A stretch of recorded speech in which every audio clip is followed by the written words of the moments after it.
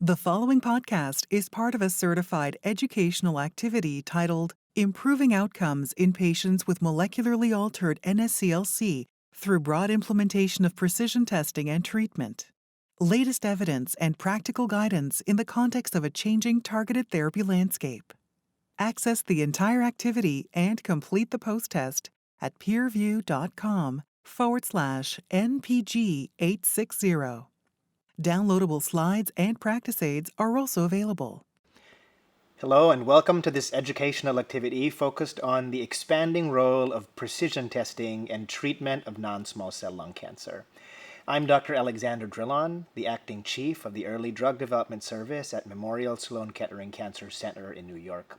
I'm joined today by Dr. Benjamin Levy, who is the clinical director of medical oncology at the Johns Hopkins Sidney Kimmel Cancer Center at Sibley Memorial Hospital in Washington, D.C. Thanks for being here, Ben. Thanks for having me, Alex. So I thought we'd start today by talking about strategies for molecular profiling in lung cancer. And maybe we'll begin with the number of different potentially actionable alterations that we've identified in the last couple of years even. Yeah, I think it's never been a more critical time to consider molecular profiling for patients with lung cancer. Clearly, the movement has been, this is not a one-size-fits-all model. We need to discover underlying genomic underpinnings to drive treatment decisions. And importantly, for every patient, we need to think about clinical and pathological stage first for patients. Look at their overall performance status, and then obviously start to classify their non-small cell lung cancer, not only histologically from an immunohistochemical standpoint, but then looking at molecular features. There are multiple steps involved in this, and we're still trying to better define the best practices for this. It's evolving. But clearly, first, discerning small cell from non-small cell lung cancer is critical. The chemotherapy regimens are different for the two. And then within non-small cell, determining subtype, squamous cell versus adenocarcinoma, and large cell. And then, as you mentioned in your intro, really looking at the genetic underpinnings, looking at the molecular features of the tumor. And currently, the recommendations are for EGFR, ALK, ROS, and BRAF testing. But I think both of us know there are emerging new targets that are important: NTRK, RET, MET, HER2, KRAS, G12C, rare EGFR mutations, and then NRG1 fusions. So I think we have to remember that PD-L1 testing also needs to be done in conjunction, but we need to prioritize tissue, and molecular testing is critical for determining what the right treatment for the patient is. And we've learned in non-small cell lung cancer, again, there are multiple actionable mutations. We can define molecular subsets, and based on that molecular subset, wed that patient to a particular targeted therapy. So I think that's kind of a high-level overview of molecular testing and critical for our patients with non-small cell lung cancer. And I think it's important to point out that there are many different assays that you can use to interrogate someone's tumor for one of these drivers. And so most commonly we'll use a DNA-based assay, right? And given that there's a longer gene list than there was in the past when we did single gene testing, then obviously something that's more cost-effective and efficient would be to do a comprehensive panel that gets everything that you want. However, given that a lot of these are DNA, we do need to remember that in patients where your gut feel is that something's sitting there and you send off a next-gen DNA-based assay and nothing comes back, that there is some data showing that if you then do a pass looking at RNA, that you might detect one or more of these different fusions or MET exon 14. Yeah, it's critical. It really is. And just to reinforce what you just said, I think comprehensive genomic profiling is the way to go. This single gene sequential testing really needs to be done away. And importantly, again, the importance of this identifying a genetic alteration that we can wed to targeted therapy. We see certainly in the EGFR space with osimertinib response rates as high as 70%. And the list goes on now. ALK, ROS, BRAF V600E, HER2, RET, NTRK, all of these genetic alterations can be wedded to targeted therapies that then can lead to improved outcomes for our patients and dare I say, better quality of life. I mean, that's really important. No, absolutely. And the vast majority of our discussion today will really tease out what the activity and safety of these new strategies are. But backing up a little bit and talking about other tests that could be done, I'm sure there are patients where it may be challenging to get a biopsy in the clinic. And can you talk about a complementary strategy that you might use for those situations? I think in the past 5 to 10 years, we've really begun to understand the power of plasma and liquid biopsies. These are, who would have thought even 5, 10 years ago that this was possible to be able to take 10 cc's of blood, look at circulating tumor DNA, not circulating tumor cells, but circulating tumor DNA, and be able to do genetic interrogation off that platform and have very similar concordance with tissue testing from the same patient. So plasma is reliable. I think what we know is that stage 4 non-small cell lung cancer patients, roughly 60 to 70% of patients will shed circulating tumor DNA. That shed is higher depending on metastatic load. If the patient has liver metastases or bone metastases, they're more likely to shed ctDNA. And what we know now is obviously we have multiple platforms that can capture circulating tumor DNA and do the genetic interrogation, and that is reliable. I think that it's important. The concordance between plasma and tissue is quite high, so that a positive result is essentially ruling in the results. We've had a large body of data recently published looking at more than 500 patients that they did both plasma and tissue, and they show high positive predictive value of identifying alterations in the plasma. And this is not just with EGFR. If you find an EGFR, it's going to be in the tissue, but this is with other alterations as well: BRAF, ALK and ROS, KRAS, exon 14 skipping, again suggesting that if you find an alteration in plasma, that essentially rules in their genotype, and you can use that information to drive treatment decisions. I think one of the critical questions that's being asked about plasma is, when should you do it? We do tissue testing on all of our patients, given all of the reasons that we just went over, finding these molecular subsets that we can wed to targeted therapy. The question is, when should plasma play a role? And we've got a couple of different trials now. One of the trials, Charu Agarwal, is looking at patients in which they did both plasma and tissue. And they found that essentially in these patients, if you layered in the plasma with the tissue result, you enhanced your capture of alterations. And it really sort of changed the algorithm. Every patient who is treatment naive, who has a tissue biopsy, there should be a consideration to do a parallel plasma test. Based on the data, I think we've seen that ordering plasma in conjunction with tissue will increase your chances of identifying an actionable mutation. A negative plasma test tells you nothing, essentially, because the false negative rate is 30%. But if it's positive, you can act on that, and you can act on it quickly. And one thing we also didn't mention is the turnaround time of plasma. I mean, this is a test that you can order in your office, and you can get a result within 7 business days, 7 to 10 business days. So it's pretty remarkable. Maybe one thing to point out is there are also certain events that you may not always pick up on plasma. Like if someone progresses maybe on a tyrosine kinase inhibitor and their cancer undergoes morphologic transformation, a small cell, it's not something that you may typically pick up on a liquid biopsy test. So let's first start with probably the most popular gene in non-small cell lung cancer. That's a driver oncogene, and these are EGFR mutations. Ben, are all EGFR mutations the same? Yeah, the short answer is no. I think we've learned a lot about EGFR biology in the past 5 to 10 years. EGFR has been the leading edge of precision medicine in lung cancer. The 2 most common sensitizing mutations that we see are exon 19 and the L858R. We know from multiple data sets that these mutations predict sensitivity to tyrosine kinase inhibitors. But then there are other uncommon mutations that we'll talk about that may or may not predict sensitivity in exon 18. And then exon 20 EGFR mutations, we're still trying to learn about these. Not all exon 20 mutations are the same.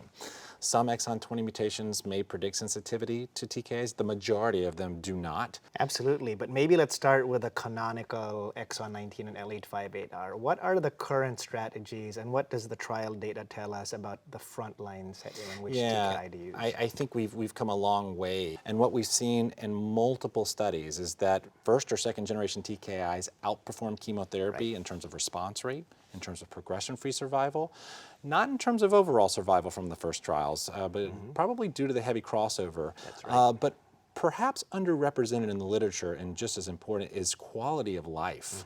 I think that all of these studies initially show that delivering frontline TKI improved outcomes, response rate, PFS, and quality of life. And that really changed the way we thought about treating EGFR and really put EGFR testing on the map. Yeah.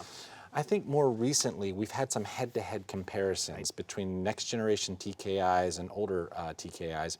The first is the Archer 1050 study. This was a trial looking at patients with sensitizing activating mutations, advanced stage patients, randomized 1-to-1 to Gefitinib versus Decommitting. We saw an improvement in progression-free survival with this next-generation TKI versus Gefitinib. We saw also an improvement in overall survival. So I think that really, this was the first trial we saw where you compared two TKIs where we saw an improvement in outcomes between the two arms. I think importantly, however, we have to look at toxicity of Decommitting, and unfortunately, there was a high rate of diarrhea, paronychia, stomatitis. So I think that the drug, while outperforming first-generation TKI, probably due to its toxicity, has very little uptake right now. Yeah, quality of life, in my mind, can tend to go the other way. Yeah. And one other thing about the trial is that it didn't include patients with brain mets, metastases. right, yeah. But are there other pills that that were also tested in the same fashion? Yeah, I think we have newer data with better tolerated next-generation TKIs. Of course, the Flora trial was practice-changing. This was a large phase 3 trial, more than 600 patients with activating mutations, randomized 1-to-1 to osimertinib or the standard of care, which is orlatinib, Gefitinib. There was an improvement in PFS. The improvement was for patients with both brain metastases, which were allowed in the trial, and those without brain metastases. And then perhaps most important, what we like to see, that coveted space between two curves here. We saw that. We saw an OS advantage in Flora. And the drug is exceptionally well tolerated in the context of other drugs we have seen. We don't see that rash. We don't see diarrhea like we do with first-generation TKIs. And I think because of Flora, really based on three things, really, its OS benefit, its CNS penetration, showing a benefit with osimertinib versus first-generation TKI, and then its safety profile. The low rates of AEs in the osimertinib arm, it really changed the calculus for us, I think, and it moved osimertinib, which was first thought to be a T790M-directed therapy delivered upon EGFR first-generation TKI resistance. Now moving it into the front line, I think has changed the game for us. Yeah, so definitely checked all of the boxes. But I think going back to the very beginning of this discussion, we talked about how not all EGFR mutations are the same. And certainly we know that when we do these tests that sometimes you might get an uncommon mutation that comes back. Are there strategies for dealing with those cases? Yeah, I think that there are probably two strategies that can be implemented for uncommon mutations. One is osimertinib. We've got data now that osimertinib is active in uncommon EGFR mutations. And we also have afatinib. Afatinib has also been shown recently, largest group of uncommon mutations, that afatinib does elicit meaningful responses. And so once patients have had an upfront TKI, what do we know about how these cancers evade targeted therapy eventually, acquired resistance? Yeah, acquired resistance. We knew a lot about acquired resistance in the first generation TKI. When patients were on orlatinib or Gefitinib, we'd really ironed out some of the mechanisms of resistance in these patients. And roughly 50 to 60% of these patients had a T790M mutation, and that's where osimertinib started. But we also had MET amplification, HER2, and then importantly, small cell transformation that we saw. We had a nice little pie graph and parsed out mechanisms of resistance post first generation TKI. I think now that osimertinib has moved frontline, I think we're still trying to learn about mechanisms of resistance to osimertinib. And that's important to inform treatment decisions and trial design. We, of course, have identified C797S as a potential mechanism of resistance. We look at MET amplification as a mechanism of resistance. We're seeing KRAS mutations popping up from time to time, BRAF mutations popping up as mechanisms of resistance. I think the largest body of data we have for mechanisms of resistance post first-line osimertinib has been in plasma. So I think we just have a nascent understanding of this right now. We're just at the ground floor, and it'll be important to better define and characterize tumor biology post-osimertinib as we move forward. Absolutely, and sometimes you even see fusions pop Right, up, like right. red or ALK, things we're used to seeing in isolation pop up in the EGFR context.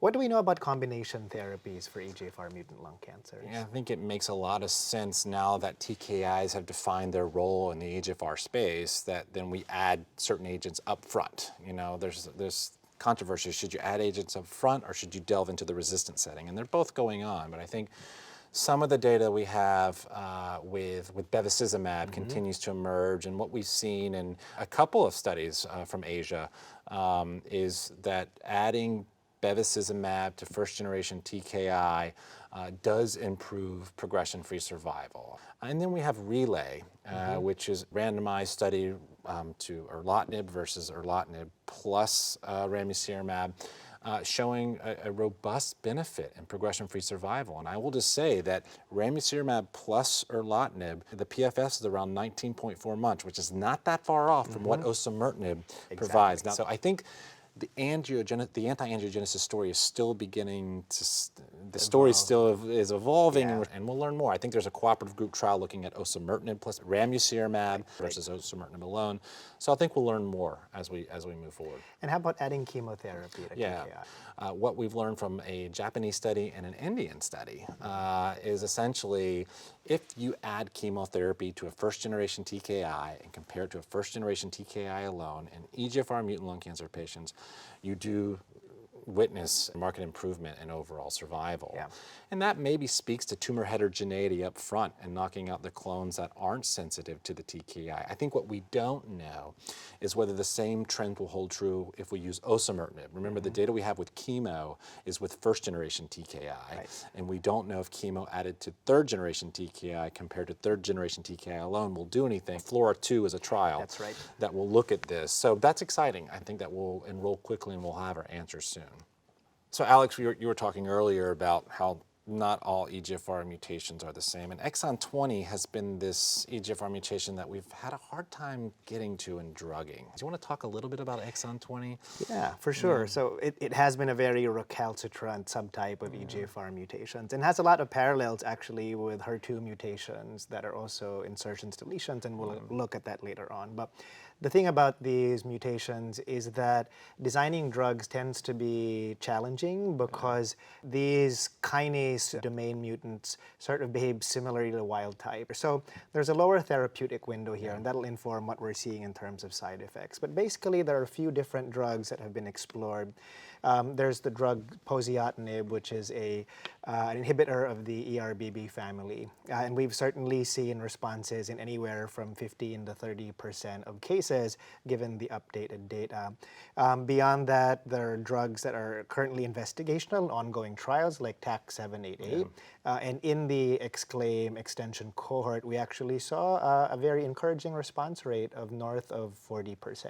So why don't we pivot now and talk about fusions? And we'll start with one of the most common ones, ALK, that occurs in up to 4% of patients. What do we know about targeted therapy? Yeah, it's become a crowded space for ALK fusions. We started out with Crizotinib, and then we've moved forward now with multiple other agents that are FDA approved. We have Ceritinib, Alectinib, Brigatinib, and Lorlatinib. And we have other ALK drugs that aren't approved, Ensartinib and Entrectinib. Crowded space for a small niche, but nevertheless, it's embarrassment of riches for us.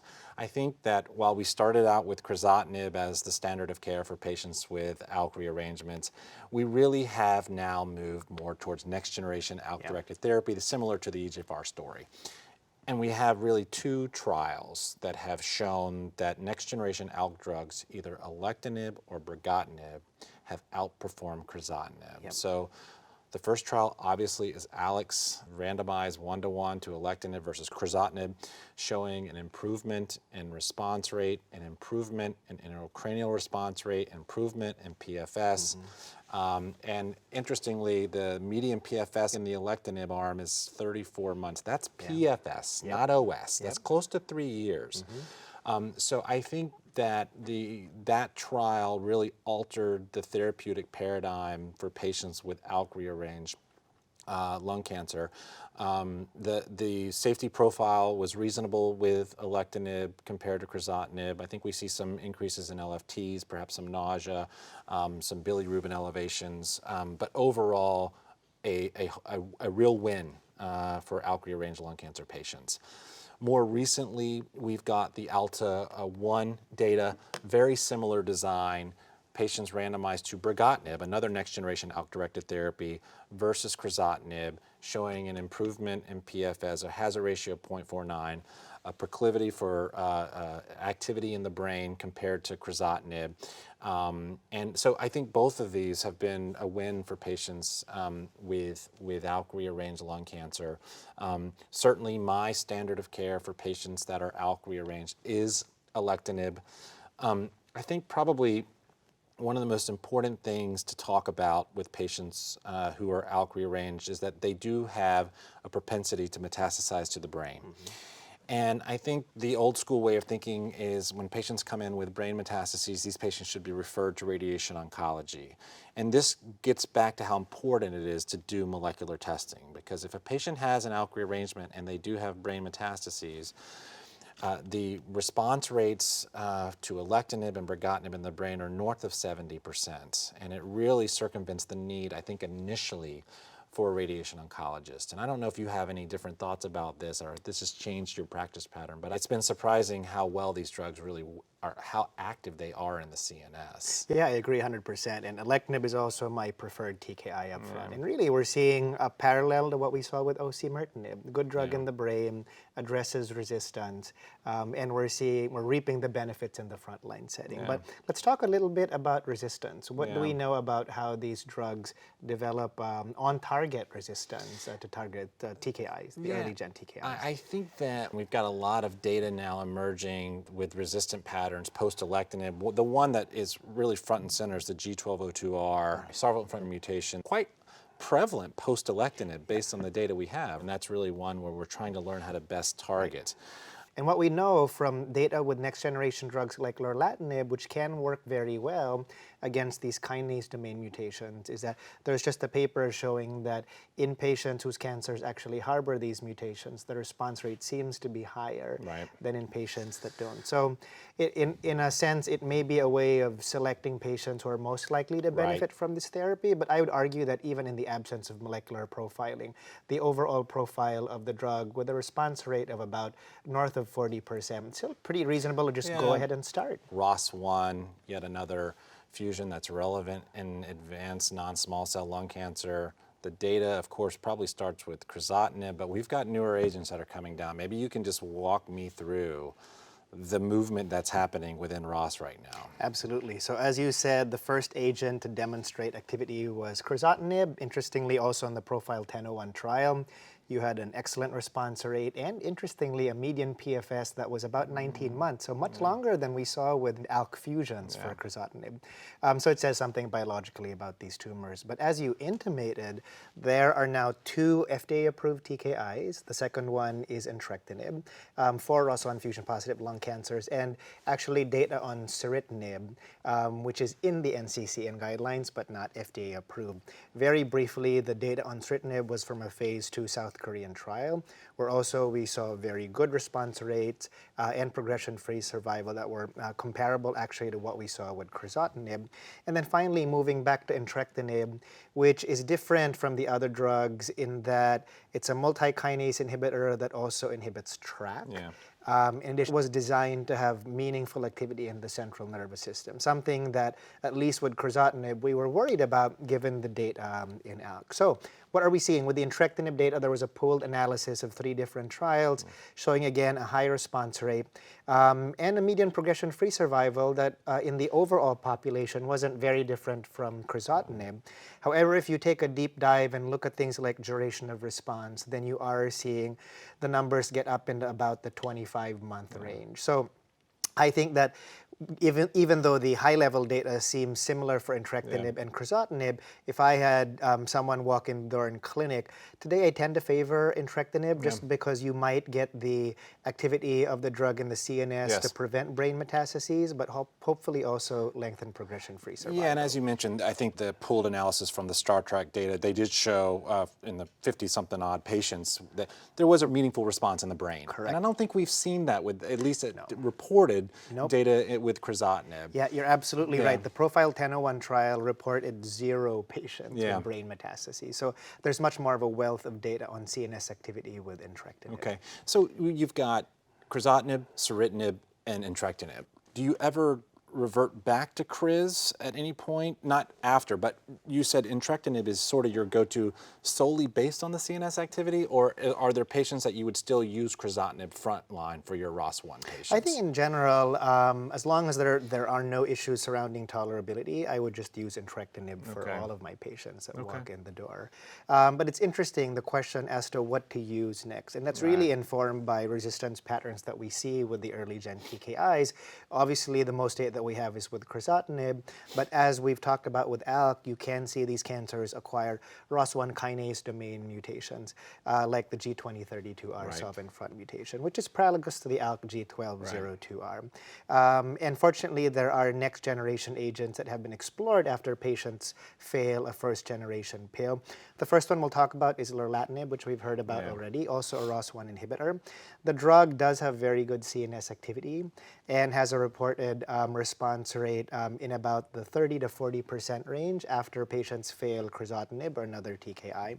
The one thing though about lorlatinib is that if you look at patients that have the G2032R solvent front mutation, you're not really seeing meaningful responses there.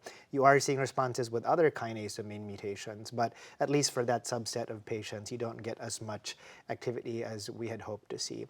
Thankfully, there is another drug called repotrectinib, or TPX0005, which in contrast to lorlatinib was really meaningfully designed to hit the solvent front mutations and the other kinase domain mutations. And in that data set, a drug that also has good CNS activity, we are in contrast seeing responses in cancers that harbor solvent front mutations in the ROS1 kinase domain. It's exciting. So how do you sequence this out? What do you do in your clinical practice? I don't think we have a really good algorithm yet, and I think more data will inform us. But what I do is I start with a first-gen TKI like entrectinib or crizotinib.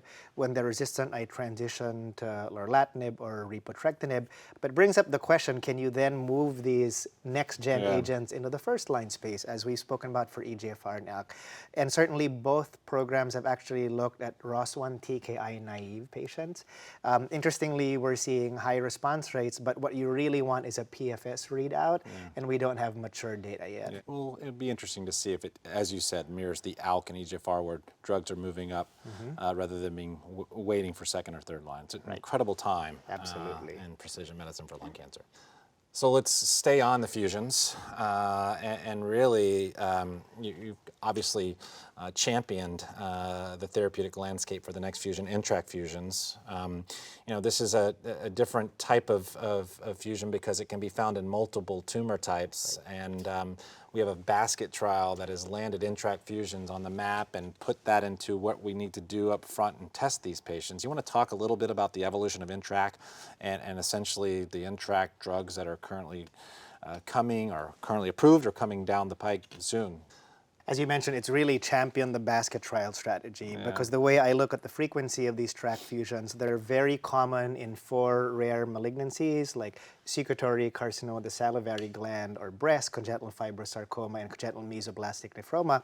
But they're also, the second bucket is a bucket where you're seeing them with much lower frequencies in more common cancers like lung cancer. So if you prospectively sequence lung cancers, you'll see that TRK fusions are found in about 0.2% of cases, recognizing that you're sequencing for a bunch of other things at the same time. But the top line data with the first generation TRK inhibitors which are larotrectinib or entrectinib, which we've already talked about for ROS1, is that you're seeing response rates anywhere from 57% all the way to approaching 80%. Yeah. And this is across cancer types. So many of those cancers went on to the basket trial, regardless of what they looked like under the microscope, as long as they had the track fusion of interest.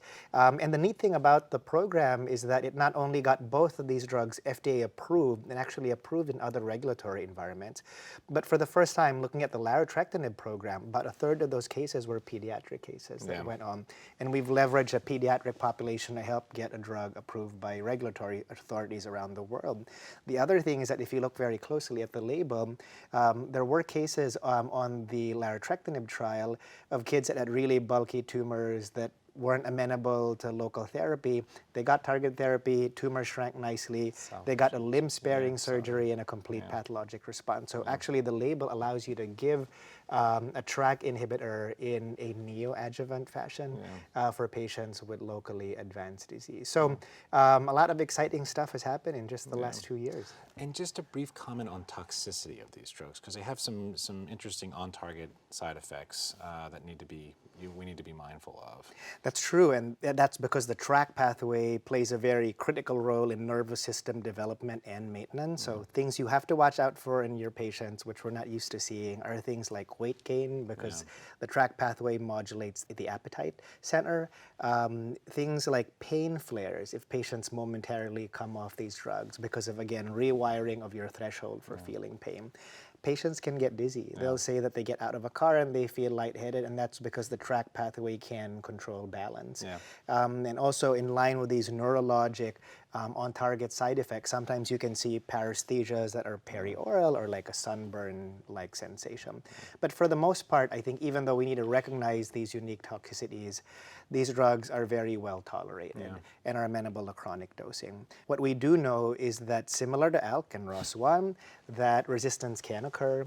And again, on-target resistance happens when you have these kinase domain mutations that either involve the solvent front, the XDFG motif, or the gatekeeper. Thankfully, there now are, believe it or not, second-generation pills that address resistance. The two of these are selitrectinib, or LOXO-195, and repotrectinib, which we've already talked about for ROS1. And both of these drugs were designed to be smaller and fit better into the ATP pocket and address resistance. And we've seen clinical responses reported out for both programs. In fact, the most data that we've seen has been with selitrectinib, or LOXO-195, where about 40 to 50% of cases with gatekeeper kinase domain mutation, solvent front, or XDFGs will respond to therapy. So very exciting times. It is. I mean, just to take one quick step back about identifying NTRK, these are fusions, not mutations. Correct. And we're going to see some mutations on our NGS reports, and those do not predict efficacy of these drugs. That's right. So the only situation where you may need to pay attention to mutation is when it pops up on top of a fusion, but not when it's there by itself. Yeah, incredible story. So let's just finish off the fusions here with RET fusions. Yet another actionable alteration discovered in lung cancer with some really good drugs coming down. Do you want to talk a little bit about the relevance of RET rearrangements in lung cancer and what we can do and what the drugs are showing? Yeah, sure. Like ROS1 fusions, these are found in up to 1% to 2% of non-small cell lung cancers. And again, you're looking for a fusion. When we didn't have great drugs, we tried older, dirtier drugs called the multikinase inhibitors like cabozantinib, and the results were modest. You know, we saw response rates anywhere from the high 20% to 50%, but these drugs came with a cost, that these drugs resulted in a lot of side effects due to off-target toxicity. So fortunately, in 2017, we saw the emergence or the entry of selective, clean RET inhibitors into the clinic, and there are two major ones. These are selpercatinib or pralsetinib, formerly known as LOXO-292 and BLU-667. But again, these are designed to be clean drugs that hit the target very potently, but also avoid these other kinases that result in off-target toxicity. And what we've seen is that the top-line data is that these drugs can work very well. Both drugs result in high response rates, north of 60%. That's not just in patients who have had chemotherapy, but also in patients who have had a prior multi-kinase inhibitor. or even in treatment-naive patients. And last thing I'll say about prior treatment is that some of these patients also got immunotherapy, and it didn't seem to affect the likelihood of response. So fortunately, the FDA has looked at both regulatory data sets and thought likewise that the activity was exciting for both drugs. Both drugs have breakthrough designation now, not just for RET fusions, but also for those that treat thyroid cancer, RET mutant thyroid cancers as well. So hopefully we'll see the approval of these drugs in the near future. But the one other piece we'll mention is that because these drugs are cleaner, we definitely, in terms of an adverse event profile, are seeing that these drugs are much better tolerated in the clinic compared to the multi-kinase inhibitors. And having been an investigator participating in one of these drugs, I can tell you, I mean, as you know, it's pretty incredible to see the impact they have not only on tumor shrinkage but quality of life. We've had several patients coming in and coughing and short of breath, and within 2 weeks of getting these drugs, have marked improvement in their symptoms. One thing that we should note also is that these drugs, both of them, have intracranial activity. Yeah. So we've seen CNS metastases, brain metastases shrink nicely with these agents. And we just published a case actually with selpercatinib of a patient of mine with leptomeningeal disease, couldn't get onto the trial, went on an FDA-approved single patient use protocol, and the leptomeningeal disease responded. Yeah. So kind of mirroring what we've seen with osimertinib in EGFR mutant lung cancers with leptomeningeal disease. And what do we do if we have these drugs up front or even in the treatment refractory setting? What do we know about mechanisms of resistance? Are there other drugs that are coming down the pike that may help out with this, similar to, again, the EGFR and ALK story of sequencing TKIs?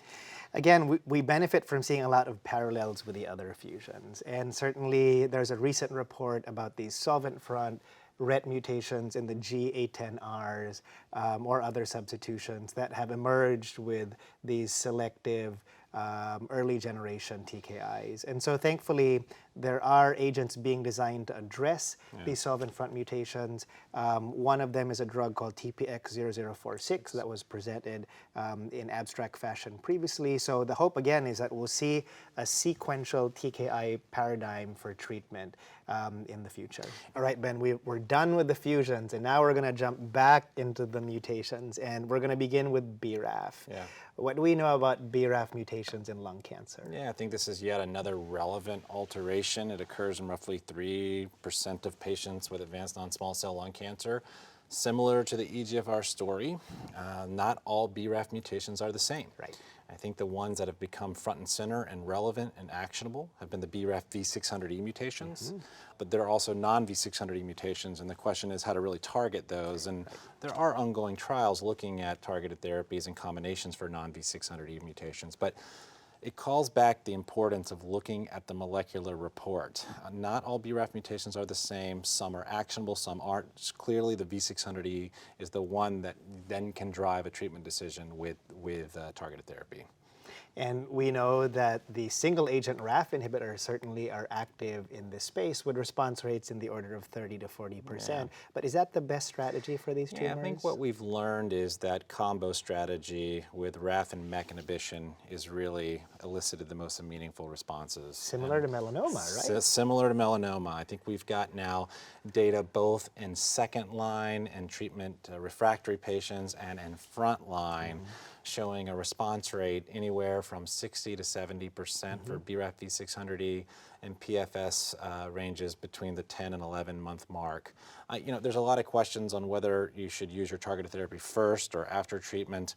I think my paradigm and my approach to these patients is if you identify it and find it, you should go ahead. That should trigger a targeted therapy decision with dabrafenib and trametinib.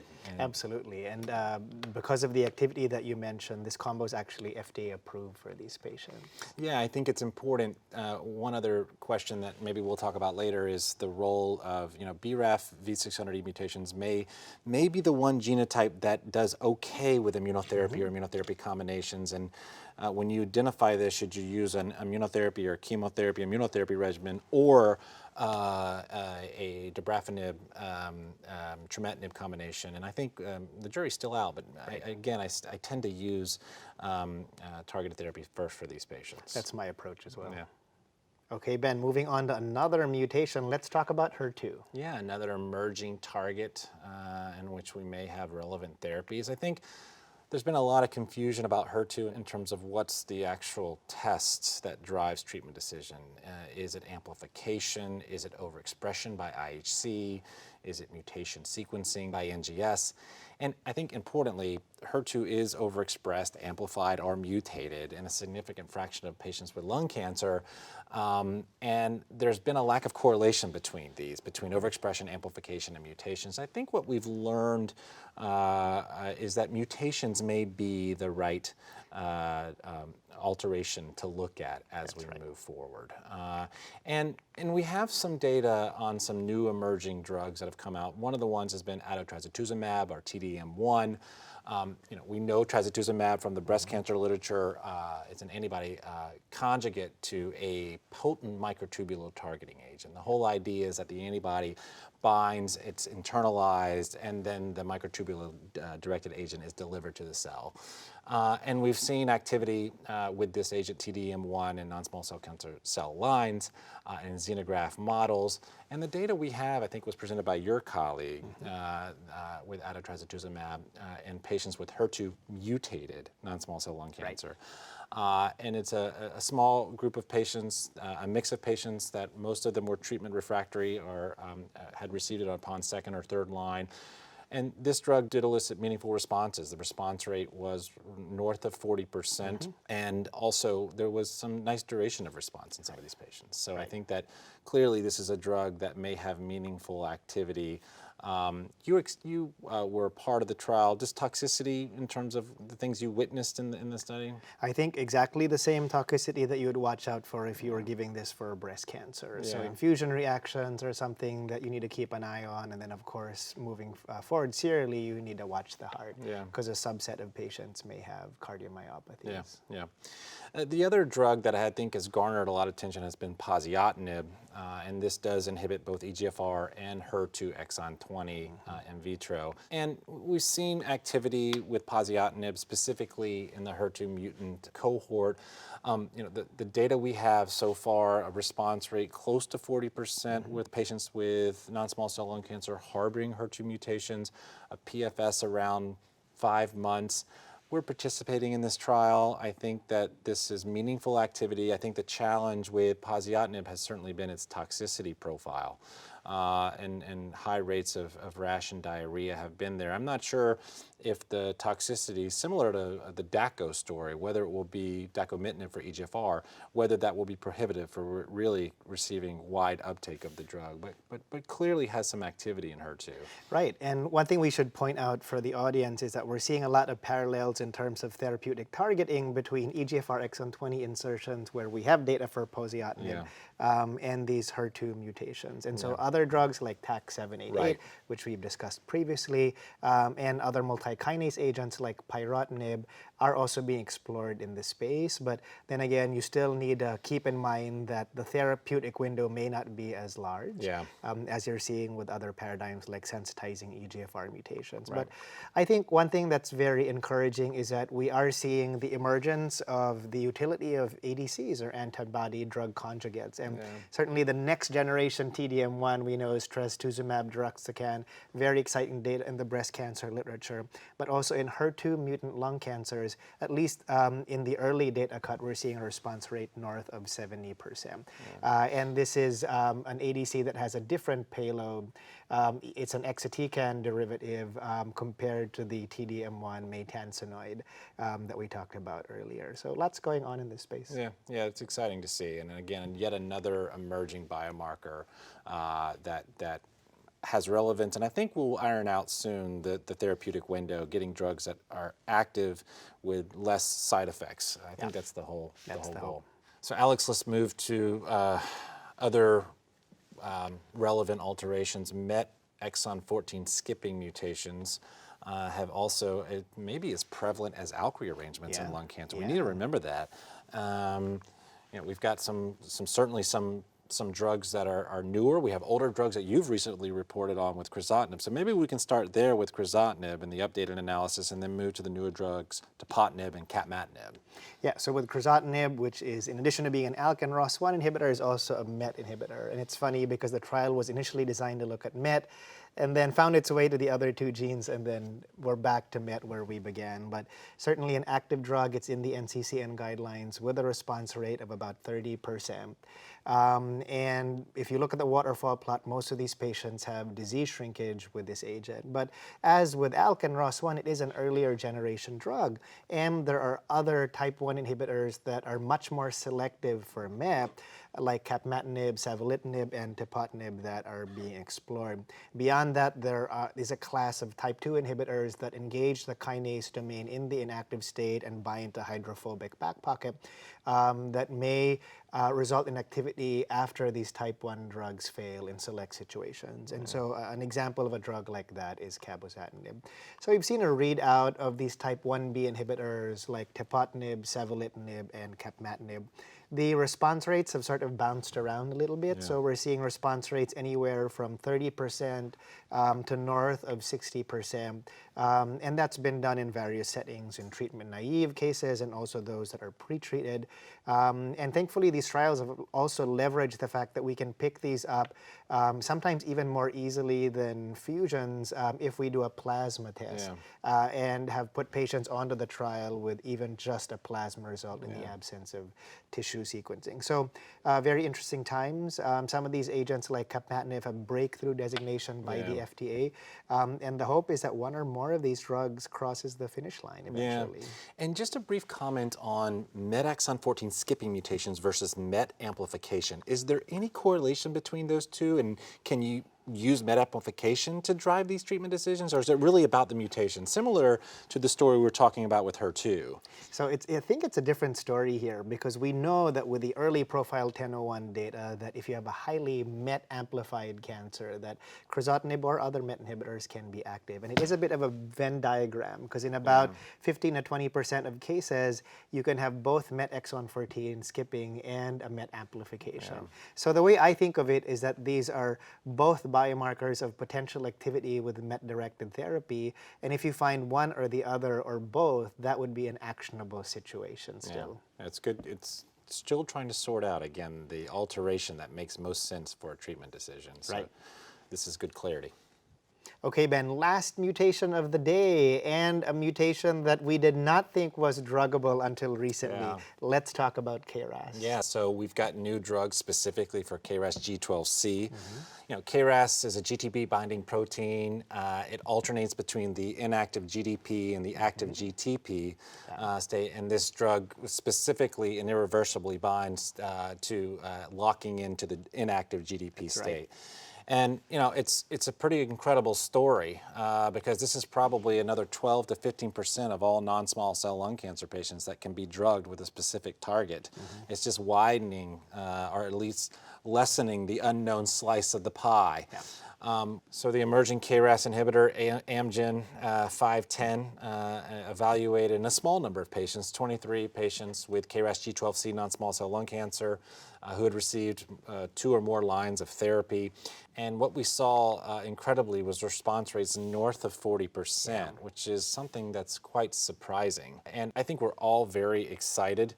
Some of these responses that we saw were durable. The drug is fairly well tolerated, certainly in the context of chemotherapy. It's a welcome change. I think we have had other KRAS G12C drugs that are coming down the pike. One is MRTX 849, and we've seen very early on in some preclinical data that the drug has been active. And there are others as well that are certainly going to, I think, make an impact. But clearly a very exciting time. Again, as you mentioned, KRAS thought to be undruggable. We've got now a selective KRAS G12C inhibitor. I think the question for a lot of community providers, what about the non-KRAS G12C? Do these drugs have activity? And I don't know, Alex, if you have any trials or are looking at some of these other types of KRAS to see if there's activity with any of these drugs. Well, certainly there are some direct inhibitors that are going for other mutations like G13 substitutions. Yeah. And one of these is a drug that's early in its development, but unlike these other agents that you discussed, targets the active conformation versus the inactive. So we'll see how that pans out. But for non-KRAS G12C mutations, there are other things that could be done, many ongoing trials. A lot of them may give combination therapies that target downstream pathways, and we have seen a few responses. But hopefully we are going to see an increase in these really selective direct inhibitors because, as you pointed out, the toxicity profile is very favorable. KRAS G12C just doesn't exist in the human body except in cancer.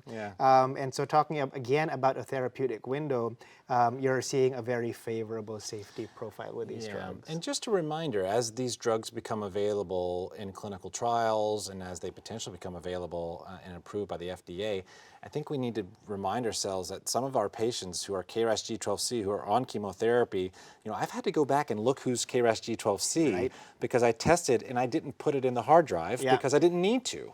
And they went on treatment, and now we have an Amgen 510 trial. Now I have to look back and see, okay, wait, who had a KRAS G12C? So it's a reminder to the clinician that once you ignored that KRAS, and you were right to do that, that it's time to go back and look at the original next generation sequencing report to see what subtype of KRAS they have so that patients may be eligible for these trials or even drug approvals. I agree, absolutely. And I think it applies more broadly, going back to the available menu of targeted therapies every time you have to switch treatment. So one thing we didn't touch on today is there are newer drivers like NRG1 fusions, for example, where there are now several clinical trials looking at the activity of these agents. So like we've said over and over again, exciting times. All right, Ben, getting to the end here, we've discussed a lot of targeted therapies for these actionable drivers, but one thing that might be on the minds of our viewers today is what the utility of immune therapy is for these patients. I think the data is starting to unfold, and really we've dichotomized the science these days. There's immunotherapy and there's targeted therapy within lung cancer, and there's probably convergence that will happen at some point. It's starting to roll out in clinical trials, but one of the things that we're starting to learn is that immunotherapy, at least as a single agent, may not be beneficial in certain genotypes. We have a retrospective data set looking at a large number of patients and looking at the role of single agent immunotherapy for specific genotypes. And not surprisingly, immunotherapy is not that active as a single agent, at least in the EGFR and the ALK patients, even in the ROS and perhaps HER2 patients. But median PFS of single-agent immunotherapy in these genotypes ranges anywhere from 3 to 5 months. Again, we have to put this data in context because this data looked at immunotherapy as third or fourth line for many of these patients. But what we have learned, at least in the EGFR and ALK space, single-agent immunotherapy usually does not elicit meaningful responses or improvement in outcome. I think the jury is still out, however, about the role of immunotherapy in combination with chemotherapy for these genotypes. But at least as single agent, it's hard to believe that patients would derive a meaningful benefit as a second or third line. We have some prospective data as well, looking at the role of single-agent immunotherapy in treatment-naive EGFR-positive patients. This was a small trial. It took patients that were EGFR positive and had a PD-L1 expression of greater than 1%. And instead of giving them a TKI, the trial mandated that they receive single-agent pembrolizumab. So it's asking the question, essentially, how does single-agent immunotherapy do for EGFR patients who do also express PD-L1? The planned enrollment for the study was 25 patients, but only 11 patients enrolled. The trial was stopped due to futility, which I'll talk about. Of the 11 patients, 8 patients had a PD-L1 expression greater than 50%. Incredibly, patients, the majority of which had a high PD-L1 expression greater than 50%, who received single-agent pembro, the response rate was 0. The one responder from that trial ended up not having an EGFR mutation. So clearly there are efficacy concerns, but there are also some toxicity concerns too for patients who then went on to receive TKI. There was a significant rate of adverse events for the sequencing strategy of getting a immunotherapy first followed by TKI. So I think because of this, I mean, it really prioritizes the importance of genotyping your patient. Patients who are EGFR positive, if you start them on immunotherapy and then you find out that they're EGFR positive and then you sequence them to a TKI, there's a real chance for toxicity. Right. And so I think it just calls in, again, the importance of rapidly genotyping your patients so that one, you can deliver the best therapy to patients, and two, you can avoid toxicity. And I don't know if you've had any experience with this sequencing of immunotherapy followed by TKI and what can happen here, but the data would suggest a pneumonitis rate close to 15% for these patients. I think we've had a very parallel experience, and this is not only in EGFR. We've seen published reports of Crizotinib, for example, after immune therapy for patients with an ALK fusion in their cancer, where you see higher rates of transaminitis. And I think across the board, even if we look at newer investigational therapies, we do get the sense that there may be a heightened level of toxicity after an immune checkpoint inhibitor when someone gets a TKI. So Alex, we've talked a lot about the relevance of all these actionable mutations and the importance of precision medicine in lung cancer, and it's probably a good idea just to go back where we started, which is the importance of molecular testing. Maybe just some key bullet points to take home for both academic and community oncologists to say, how do we best optimize molecular testing? What are best practices? And how do we carry this out in the academic world, but also out in the real world in the community? I think in terms of choosing best practices, one of the most critical issues is selecting the best test. Yeah. And that obviously needs to come with the knowledge of the menu of different actionable drivers and making sure that the test that you choose is well poised to interrogate these different genomic signatures. I'll say that many assays might actually have a gene list, and it might look like you have the gene of interest on the list, but it may not be good at picking up things like MET exon 14 splice site alterations, which are very heterogeneous, or even fusion. Some of them are very hard to capture on DNA-based assays. So when in doubt, I think you need to talk to your pathologist, talk to your molecular diagnostics person if you have one in-house, and make sure that you very thoughtfully select a good assay for your patients. Yeah, I would say on top of that, again, just to pitch the idea for consideration of plasma on top of selecting your best strategy for a tissue standpoint, I think is critical, because not all testing platforms are the same. But I think layering in a plasma test for patients is critical. I think, again, we've got good data now from Chowra Agrawal and good data from the NOW prospectively and a data set called NILE, suggesting again that when we add plasma to the tissue testing, we increase our capture rate of potential actionable mutations. And so I think my message here is that everyone who's treatment naive should be considered for a plasma test. And similar to tissue testing, there are different plasma platforms out there. And I think you have to be selective on which ones you choose. But I think it's really important that we consider that. One other thing maybe we didn't talk about in the beginning, but we've certainly layered in each of these genotype sections, is the role of retesting upon resistance. And is that the message for providers out there, that patients that are on a targeted therapy who develop resistance or progression, we should be biopsying these patients? And if so, should it be tissue, should it be plasma, should it be both? I think that's one of the main questions I get is, well, you did it up, I did it up front. Is there any role to doing it again for patients with specific genotypes? And I think the answer to that is that there is a role. And we certainly know that for each of the different genes that we discussed, there are next generation therapies. And we know that the activity of some of these combinations or single agent TKIs is really dependent on what the genomic signature looks like on progression. So in my mind, if you don't run into issues with payer coverage and are able to do either plasma, tissue, or both, then it could certainly open up treatment options for your patients. And as we move into the future, if more of these next generation therapies are approved, I can see how it'll be easier to get molecular profiling covered at the onset of resistance. Yeah. One more question, and I'll layer in my insight, is just, how successful we really are at tissue testing. Is this a real challenge? This is the biggest challenge I hear going back to the upfront testing. You know, we want to select the right platform. We want it to be comprehensive. We want it to identify alterations that include fusions, perhaps with an RNA platform as well. But how often is tissue just not enough? And is this a real barrier at your institution and one that you see out in the community? Definitely there are situations where tissue is the issue and you can't get enough of it. I think one thing we haven't talked about is the concept of tissue stewardship and the dialogue between the medical oncologist and the pulmonologist, the interventional radiologist, or the surgeon, and telling them that if safe and feasible, acquire as much tissue as you can to maximize the likelihood of getting enough DNA for an assay. But it's true, there are situations where a patient may be too frail to undergo a biopsy, or it's just maybe in bone and there's not a soft tissue component. And this is why complementary tests like plasma, those things are very critical.